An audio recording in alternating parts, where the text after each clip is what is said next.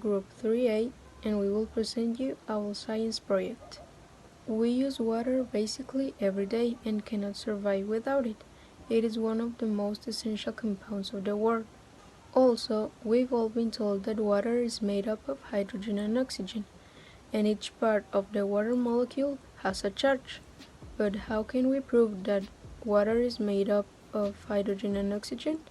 Well, we can prove it using electrolysis, which is the process of using electrical current to separate water into hydrogen and oxygen gas. This electrical charge applied will break the chemical bond between its atomic compounds and produce charged particles called ions. So join us to find it out. Materials: glass or plastic tube, 2 test tubes, 2 rubber bands, baking soda, graphite pencil lids, water, battery, waterproof tape, and 2 pairs of alligator clips. Connect one end of each crocodile clip to a piece of graphite and the other to the battery.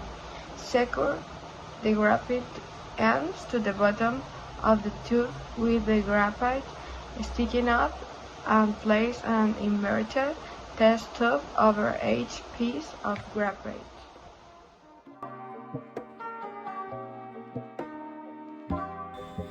In the video, you can see the procedure of the experiment.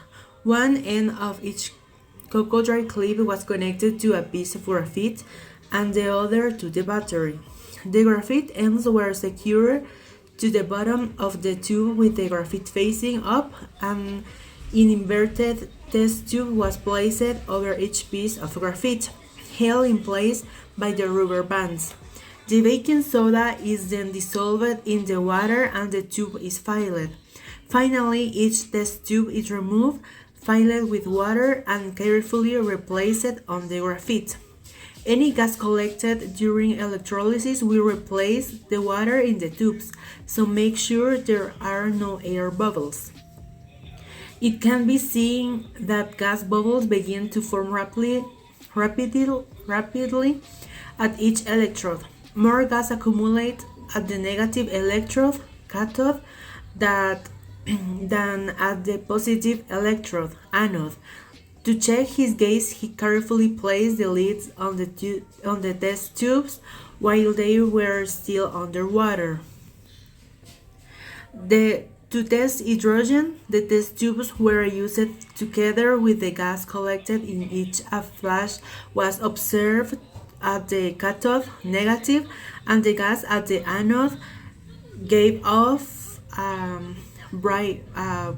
brave glow but did not make any pops.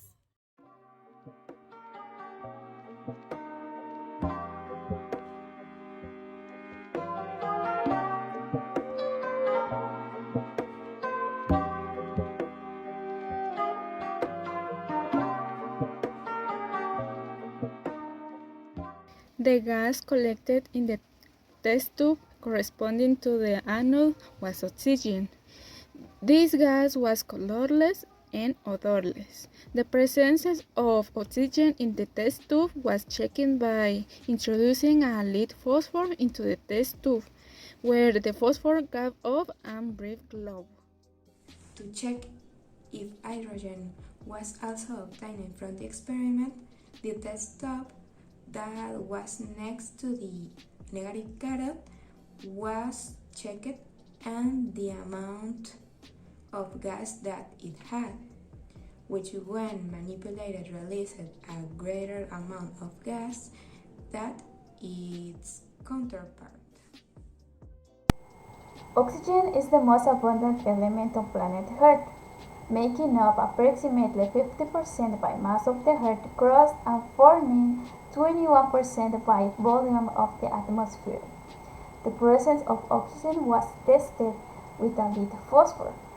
If there is enough oxygen, the phosphor ignites. The gas we collect at our node gave a brief glow that confirmed it was oxygen.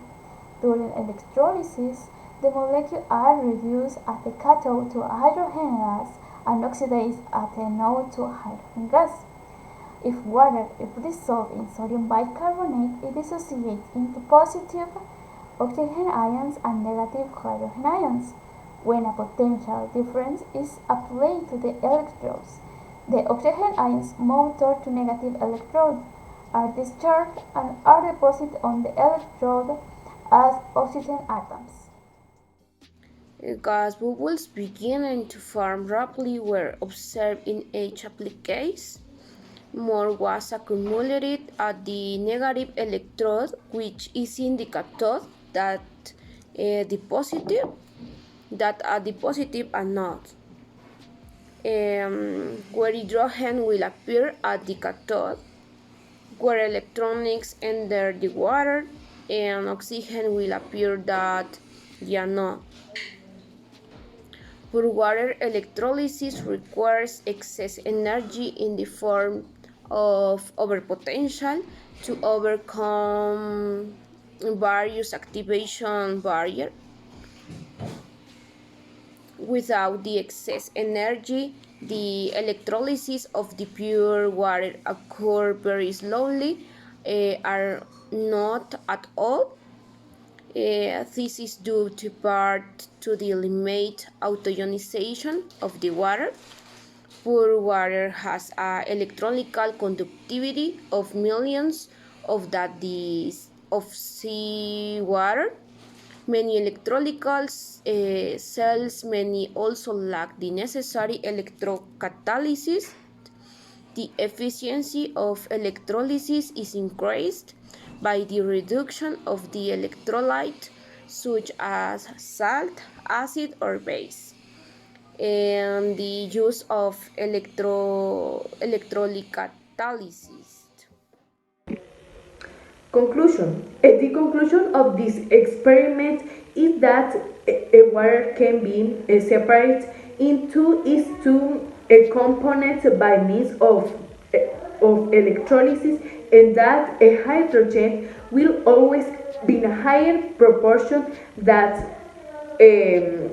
oxygen, and with this it was found that water is a compound.